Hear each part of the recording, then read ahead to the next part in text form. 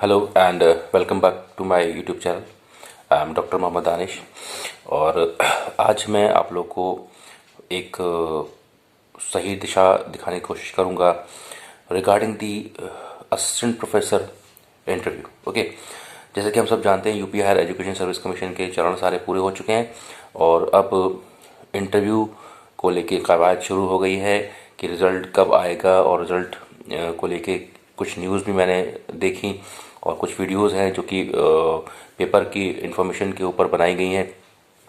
जो भी न्यूज़पेपर में इंफॉर्मेशन आती है उसके ऊपर कुछ वीडियोस मैंने देखी, तो उसमें ये दिया गया है कि बहुत जल्दी जो है रिज़ल्ट घोषित किया जाएगा UP higher education service commission का। तो अब उसके बाद अगला स्टेप जो बचता है वो है आपका इंटरव्यू। ओके, तो इसी के ऊपर मैंने आज का सेशन डिवोट किया है। उम्मीद करता हूँ आप लोगों को पसंद आएगा। जैसे कि हम सब जानते हैं कि अब रिटन एग्ज़ाम ओवर हो चुका है, तो जिसके भी जितने नंबर बन रहे हैं जो भी 60 to 70 के रेंज में है, तो वो ये उम्मीद लगा सकते हैं कि उनको एटलीस्ट इंटरव्यू की कॉल ज़रूर आएगी।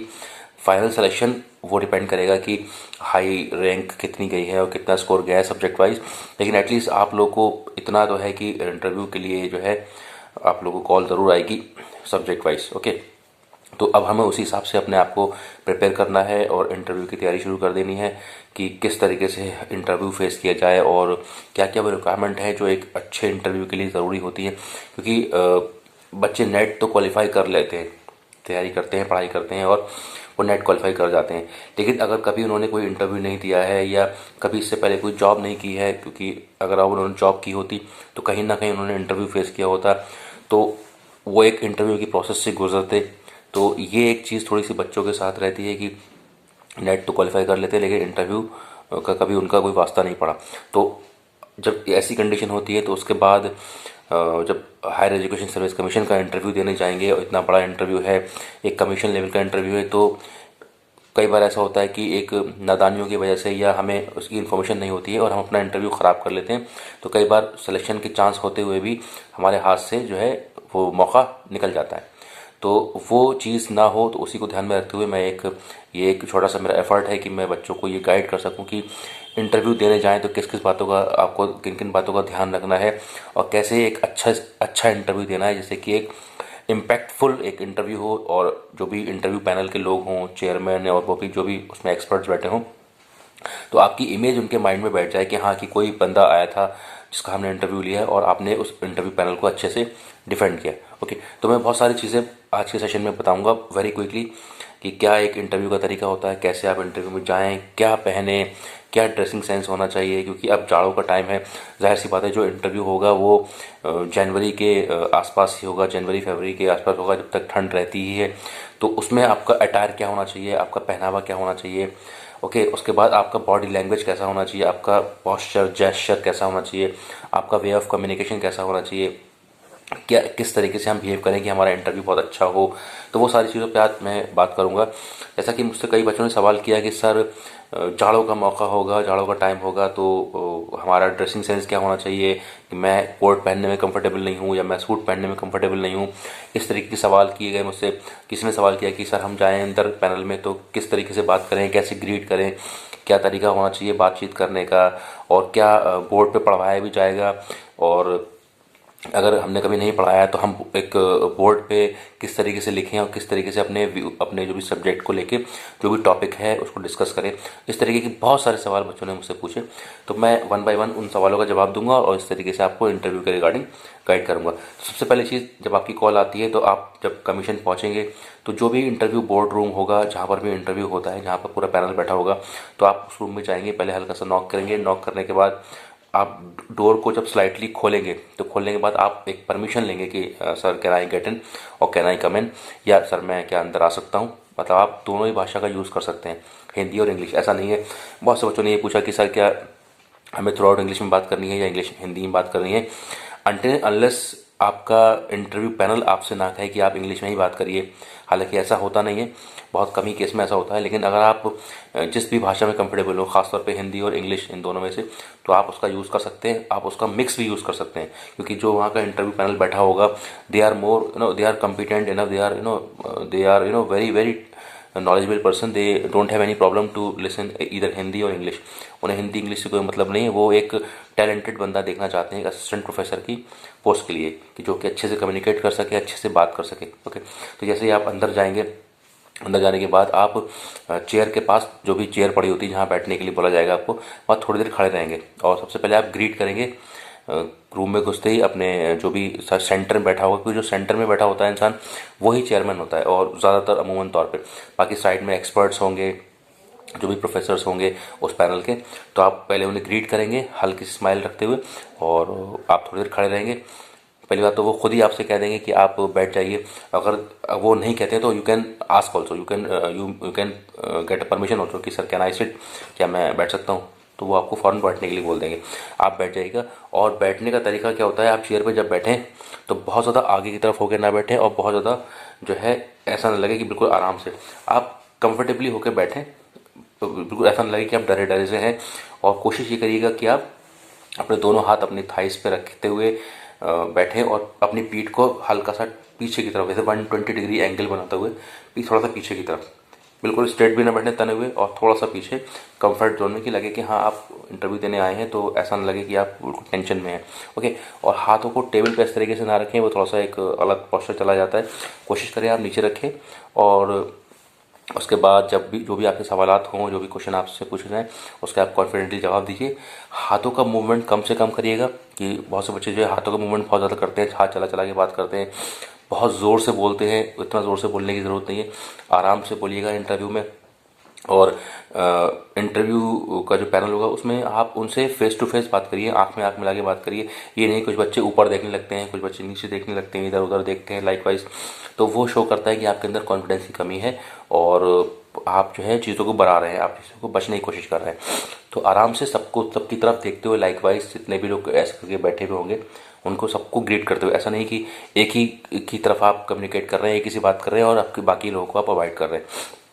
तो जब भी कभी क्वेश्चन पूछा जाए उसका जवाब दें, तो सारे मेंबर्स को जवाब दें इस तरीके से, लाइक मूवमेंट ऐसे होना चाहिए कि ऐसा ना हो कि वन टू वन कम्युनिकेशन हो जाए, तो वो भी एक गलत इम्पैक्ट हो जाता है। उसके बाद ज़्यादातर सब्जेक्ट आपके सब्जेक्ट से ही पूछे जाएंगे, तो आप अपना सब्जेक्ट अच्छा करके जाइएगा कॉन्फिडेंटली।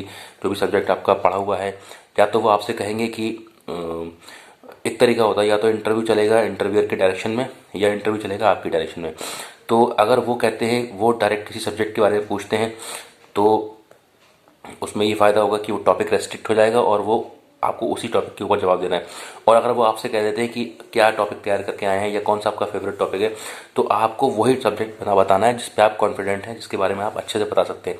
क्योंकि फिर आप नहीं कह सकते कि सर मुझे ये नहीं आता है, मुझे वो नहीं आता, या मैंने ये पढ़ा नहीं था, ये मुझे याद नहीं आ रहा है। ओके, तो उस केस में आप एक सब्जेक्ट कोई ऐसा अपना अच्छा सा तैयार करके जाइए जिसमें कि आपको कंप्लीट नॉलेज हो, जिसको कि आप अच्छे से बता सकें। ओके, तो उसमें ये फ़ायदा हो जाएगा। और उससे आपसे ये भी कहा जा सकता है कि आप कुछ टॉपिक पढ़ा के दिखाइए बोर्ड पे, तो बोर्ड पे आप जो है आराम से जाइए कंफर्टेबली, और कोशिश करिएगा कि बोर्ड को जुडिशली बहुत सही तरीके से यूज़ करें। सेंटर से मतलब ऐसा ना हो कि आप बोर्ड के एक साइड ही लिख रहे हैं और एक साइड बचा रहे हैं, बीचों बीच को सबसे ऊपर टॉप में लिखने की कोशिश करिए अगर कोई हेडिंग है। उसके बाद बोर्ड को पूरे तरीके से यूज़ करिए। ऐसा ना हो कि आप बहुत छोटा लिख दें बोर्ड पे और जो है पैनल के लोगों को दिखे ना। थोड़ा सही सही लिखिएगा उसको, और सही से साफ़ सुथरा लिखने की कोशिश करिएगा, समझाइएगा, क्योंकि कल को ये देखा जाता है कि आप क्लास में कैसे पढ़ाएंगे, ये चीज़ आपकी चेक की जाएगी। तो अगर आपके पास कहीं घर पे बोर्ड है, तो बोर्ड, या किसी फ्रेंड सर्कल के पास बोर्ड है, तो उस पर लिखने की प्रैक्टिस कर लीजिएगा। एक आध टॉपिक अपने फ्रेंड सर्कल को पढ़ा के दिखाइएगा, और अपने फ्रेंड से पूछ कहिएगा, क्योंकि आप उनसे क्वेश्चन वगैरह पूछें, आपसे सवाल पूछे जाएंगे, तो आप कम से कम ये है कि कंफर्ट जोन में आ जाएंगे कि हाँ आप बोर्ड पे पढ़ा सकते हैं, या बोर्ड पे खड़े होकर बोल सकते हैं। ओके, एक तो चीज़ ये हो गई, तो आपको जो है बोर्ड पे बोलने का भी अंदाज़ा हो जाएगा। उसके अलावा करंट अफेयर से भी सवाल पूछे जा सकते हैं, तो थोड़ा बहुत अपने आसपास का पढ़ के जाइएगा, न्यूज़पेपर वगैरह एक आध हफ्ते का, या एक 8-10 दिन के पीछे की नॉलेज आपको होना चाहिए कि क्या चल रहा है एनवायरनमेंट में, वो थोड़ा बहुत पढ़ के जाइएगा। थोड़ा हल्की फुल्की आपको करंट अफेयर्स के बारे में नॉलेज हो, क्योंकि वो भी सब्जेक्ट रिलेटेड आपसे पूछी जा सकती है। ओके, तो ये चीज़ें मैंने कुछ थोड़ी बहुत बताई। बाकी ड्रेसिंग सेंस की अगर बात है, तो जब जाड़ों में अगर आप जा रहे हैं तो कोशिश करिएगा कि अपना जो भी फॉर्मल अटायर है, फॉर्मल पैंट, फॉर्मल शर्ट, और उसके ऊपर जो है आप कोट पहन के जाइएगा। तो वो बहुत अच्छा एक इम्पैक्ट डालेगा। और शूज़ हमेशा फॉर्मली पहनेगा, कोशिश करिएगा ब्लैक शूज़ पहने, और ब्लैक नहीं है तो ब्राउन शूज़ पहने, लेकिन कोशिश करिएगा ब्लैक शूज़ की। और स्पोर्ट्स शूज़ बिल्कुल पहन के मत जाइएगा। बहुत से बच्चे स्पोर्ट्स शूज़ में चले जाते हैं, जीन्स पहन लेते हैं, जीन्स पे स्पोर्ट्स शूज़ और उसके ऊपर शर्ट पहन लेंगे, तो वो एक इंटरव्यू की ड्रेस नहीं होती है। कुछ बच्चों ने पूछा कि सर जाड़ों का टाइम है, मैं जैसे कोट में कंफर्टेबल नहीं हूँ, तो उसमें एक फॉर्मल प्लेन कलर का जो स्वेटर है, कोई भी बहुत ज़्यादा कलरफुल नहीं, प्लेन स्वेटर, चाहे ब्लैक हो या ब्लू हो या वाइट भी आप पहन सकते हैं, लेकिन आपका वो प्लेन होना चाहिए, वो आप पहन के जा सकते हैं। शर्ट की कोई ऐसी रिक्वायरमेंट नहीं कि वो किस तरीके की हो, प्लेन भी हो सकती है, वो चेक्स की भी हो सकती है, लेकिन कोई ऐसी शर्ट ना हो जो शादी बारातों में बहुत ज़्यादा तड़क भड़क वाली, कुछ पे की नक्काशी करी हुई है या कोई जरी दरदोजी का काम किया हुआ है, इस तरह के कपड़े आप अवॉइड करिएगा। टाई लगाना चाहें टाई लगा सकते हैं, फॉर्मल आप में जा सकते हैं, कोई दिक्कत नहीं। रही बात लड़कियों की, तो लड़कियों के लिए या तो साड़ी है, प्लेन नॉर्मल साड़ी, ब्लैक या जो भी ग्रे साड़ी होती है जो फॉर्मल कलर है, ब्लू भी आप पहन सकते हैं, लेकिन सिंपल साड़ी हो, कोई ऐसी ना हो जो कि शादी ब्याह में पहन के जाते हैं, बहुत ज़्यादा चटक मटक की साड़ी है या कोई एम्ब्रॉयडर्ड साड़ी है, उस तरह की ड्रेस पहन के मत जाइएगा। नॉर्मल साड़ी जिसमें कि आपका पूरा तन ढका हुआ हो, क्योंकि आप एक शिक्षक बनने जा रहे हैं। शिक्षक की ड्रेसिंग ऐसी नहीं होती कि जो कि आप फंक्शन में पहनते हैं। या सूट पहने जाइए, प्लेन सूट, नॉर्मल सूट जो होते हैं जो लड़कियां पहनती हैं, आप वो पहन के जा सकते हैं। ओके, तो ये चीज़ मैंने बताई ड्रेसिंग सेंस के रिगार्डिंग। बाकी मैंने काफ़ी चीज़ें आपको बताई। आप अपना सब्जेक्ट थ्रू रखिए, सब्जेक्ट पे कमांड रखिए। कम्युनिकेशन की बात आई तो आप चाहे हिंदी में भी बोल सकते हैं, इंग्लिश में भी बोल सकते हैं, वो कोई दिक्कत नहीं है। दूसरी चीज़ ये है कि अगर आपको कोई सवाल नहीं आ रहा है, कोई याद नहीं, तो आप ये कह सकते हैं कि हाँ सर मैंने ये कहीं पढ़ा था but this time I could not recall, मैं इस टाइम रिकॉल नहीं कर पा रहा हूँ, तो आप उसमें बच जाएंगे। लेकिन उसमें इंटरव्यू पैनल से आप बहस कुछ करने की कोशिश मत करिएगा कभी भी, कि आप उनसे काउंटर कर जाएँ या बहस करें, कभी भी बहस मत करिएगा, ठीक है। अगर आपको वो चीज़ नहीं आ रही है तो sorry sir this time I could not recall, मुझे इस टाइम याद नहीं आ रहा है, मैंने कहीं पढ़ा था और मैं इसको आगे बिल्कुल ज़रूर देखूंगा, इस तरीके से आप जवाब दीजिए। और कुछ अपने राइटर्स को याद करके जाइए, कुछ किताबें या कुछ बुक्स के नाम जो आपको पता होना चाहिए, कि अगर आपसे पूछा जाए कि आपने कौन कौन से राइटर्स को पढ़ा है, कौन कौन सी किताबें पढ़ी हैं, कौन कौन से ऑथर्स को पढ़ा है, इंडियन ऑथर को पढ़ा है या फॉरेन ऑथर को पढ़ा है, तो वो आपको पता होना चाहिए, ठीक है। ये चीज़ अक्सर पूछ ली जाती है कि कौन सा एडिशन पढ़ा था, कौन से में आपने ये चीज़ पढ़ी है, तो वो कई बार ये चीज़ देखी जाती है कि आप बुक से पढ़ाते हैं या कोई कुंजी वगैरह को यूज़ करते हैं। ओके, तो इस बात का ध्यान रखिएगा। ये मैंने कुछ चीज़ें बताई, और बिल्कुल इंटरव्यू में बहुत ज़्यादा बहस करने की ज़रूरत नहीं है, बहुत ज़्यादा हंसने की ज़रूरत नहीं है, मुस्कुराने की ज़रूरत नहीं है। सीरियस रह के आप इंटरव्यू दीजिएगा और कम्युनिकेट करिएगा किसी भी भाषा में, चाहे हिंदी हो या इंग्लिश हो, लेकिन मिक्स भी आप यूज़ कर सकते हैं, कोई भाषा का ऐसा कुछ उसमें प्रावधान नहीं है, ठीक है। तो ये मैंने आज आपको थोड़ा सा टिप्स दिए इंटरव्यू के रिगार्डिंग, और टाइम टू टाइम जो भी आपके सवाल हैं वो मैं आपको इस सवालों को लेता रहूँगा और आपके सवालों के जवाब वीडियो के माध्यम से आपको देता रहूँगा। ओके, तो आज के लिए इतना ही। अगर आपको वीडियो पसंद आई हो तो उसको ज़रूर लाइक करिएगा, शेयर करिएगा और सब्सक्राइब करिएगा चैनल दानिश करी counselling. Thank you very much, thanks for watching.